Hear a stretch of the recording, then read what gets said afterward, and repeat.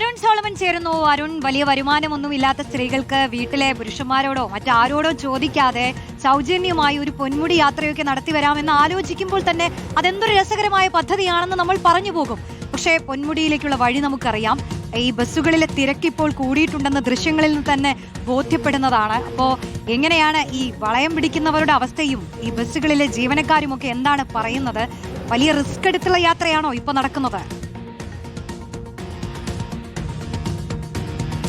റോഷ്നി, യാത്ര ചെയ്യാൻ നമുക്ക് എല്ലാവർക്കും ഇഷ്ടമാണ്. നമുക്കറിയാം, ഈ കൊച്ചിയിൽ ചായ വിറ്റ് ലോക രാജ്യങ്ങൾ കണ്ട വിജയൻ ചേട്ടനെ, അതുപോലെ തന്നെ മോഹന ചേച്ചിയും, അതൊക്കെ ലോക ശ്രദ്ധ പിടിച്ച യാത്രകളാണ്. അതുപോലെ തന്നെ ഇപ്പോൾ പ്രിയദർശിനി ബസ് സൗജന്യം പ്രഖ്യാപിച്ചതിന് പിന്നാലെ തന്നെ മലയാളികൾ, പ്രത്യേകിച്ച് സ്ത്രീകളെല്ലാവരും തന്നെ തൊട്ടടുത്തുള്ള ഈ ടൂറിസ്റ്റ് സ്പോട്ടുകളിലേക്ക് പോകാനായിട്ട്, പ്രത്യേകിച്ചും ഒഴിവുവേളകളിലൊക്കെ യാത്ര ചെയ്യാനുള്ള തിരക്കുകളിലാണ്. ഇപ്പോൾ പൊന്മുടി ഒരു സീസൺ കൂടിയാണ്. അപ്പോൾ ഈ കഴിഞ്ഞ ദിവസം നടത്തിയ യാത്ര, അതിൻ്റെ ദൃശ്യങ്ങളൊക്കെ നമ്മൾ കണ്ടതാണ്. വളരെ ഞെട്ടിപ്പിക്കുന്ന, അല്ലെങ്കിൽ വലിയൊരു ദുരന്തം സംഭവിക്കുമായിരുന്നു. പക്ഷേ അത് ഡ്രൈവറിൻ്റെ എന്തായാലും ഒരു മനോധൈര്യത്തിൽ തന്നെയാണ് ആ അപകടം ഒഴിവായത്. നേറ്റിങ്ങൽ ഡിപ്പോയിൽ നിന്നുള്ള ബസ്സാണ്. പൊന്മുടിയിൽ നിന്നും തിരിച്ചു വരുമ്പോഴാണ് വൈകിട്ട് 5 മണിയോടുകൂടി ഈ ബസ് 6ാമത്തെ ഹെയർ പിന്നിൽ വെച്ച് നിയന്ത്രണം നഷ്ടപ്പെടുകയും തൊട്ടടുത്തുള്ള ഭിത്തിയിൽ ഇടിച്ചു നിർത്താനായിട്ട് ഡ്രൈവറിന് സാധിച്ചു. അതുകൊണ്ട് തന്നെ ബസ്സിലുണ്ടായിരുന്ന മുഴുവൻ യാത്രക്കാർക്കും മറ്റ് പരിക്കുകളൊന്നും ഇല്ലാതെ രക്ഷപ്പെടാൻ സാധിച്ചു എന്നുള്ളത് നമ്മൾ വാർത്തകളിലൂടെയൊക്കെ കണ്ടതാണ്. പക്ഷേ ഇതിനൊരു അവസാനം ഇതുവരെയും ഉണ്ടായിട്ടില്ല എന്നുള്ളതാണ്. കാരണം ഡ്രൈവർമാരായാലും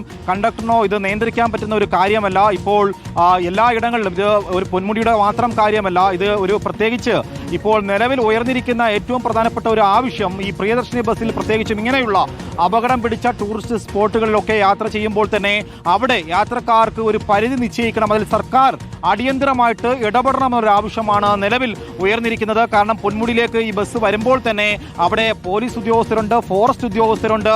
ഇവർക്കൊന്നും തന്നെ ഇതിലൊരു നിയന്ത്രണം കൊണ്ടുവരാൻ സാധിക്കില്ല.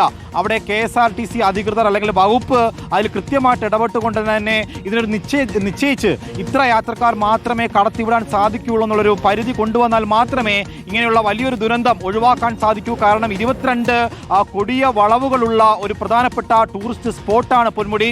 അതിന് ഉയരത്തിലെത്തിക്കഴിഞ്ഞാൽ നമുക്ക് ഈ ലോകം കണ്ട ഒരു മനസുഖമൊക്കെ തോന്നും. അത്തരത്തിൽ വലിയ സൗന്ദര്യമുള്ള, വലിയ മനോഹര ഒരു ദൃശ്യ സൗന്ദര്യമൊക്കെ ഉള്ള ഒരു ഇടമാണ് പൊന്മുടി. പക്ഷേ അവിടേക്കുള്ള യാത്ര എന്തായാലും വളരെയധികം അപകട തുരുത്തുകളാണ്. ഓരോ വളവുകൾ, ഓരോ ഹെയർ പിന്നുകളിൽ എത്തുമ്പോഴും വളരെ ശ്രദ്ധാപൂർവം ഡ്രൈവർമാർ അവരുടെ വളയം പിടിക്കുമ്പോൾ തന്നെ ഇപ്പോൾ ഇത്തരത്തിൽ അമിതമായിട്ട് യാത്രക്കാർ കയറുമ്പോൾ തന്നെ അത് നിയന്ത്രിക്കാനായിട്ട് ഡ്രൈവറിനെ സംബന്ധിച്ച് വലിയ പ്രതിസന്ധി നേരിടുന്നുണ്ട് എന്നുള്ളത് തന്നെയാണ് KSRTCയിലെ ഡ്രൈവർമാർ പങ്കുവെക്കുന്നത്. കാരണം ഈ പൊന്മുടിയിൽ നിന്നും വൈകുന്നേരം തിരിച്ച് തിരുവനന്തപുരത്തേക്ക് യാത്ര ചെയ്യുമ്പോഴാണ് ഈ അപകടം സംഭവിക്കുന്നത്. 6ാമത്തെ വളവിലെത്തുമ്പോൾ ഒരുപക്ഷെ അത് ഒരു പടുകൂറ്റൻ കുഴിയിലേക്ക് മറിഞ്ഞു പോകാവുന്ന ആ ഒരു അപകടത്തെയാണ് ഡ്രൈവറിന്റെ ഒറ്റ മനസാന്നിധ്യം കൊണ്ട് തന്നെയാണ് അദ്ദേഹം തൊട്ടടുത്തുള്ള ഭിത്തിയിലേക്ക്, ആ കുഴിയിലേക്ക് നിന്നും മാറ്റി ഇടിച്ചു നിർത്തിയത്. പക്ഷേ ഇനിയൊരു അപകടം ഉണ്ടാകാതിരിക്കണമെങ്കിൽ സർക്കാർ അടിയന്തരമായിട്ട് ഇടപെടണം എന്നുള്ള ഒരു ആവശ്യമാണ് റോഷ്നി ഇപ്പോൾ ഉയർന്നിരിക്കുന്നത്.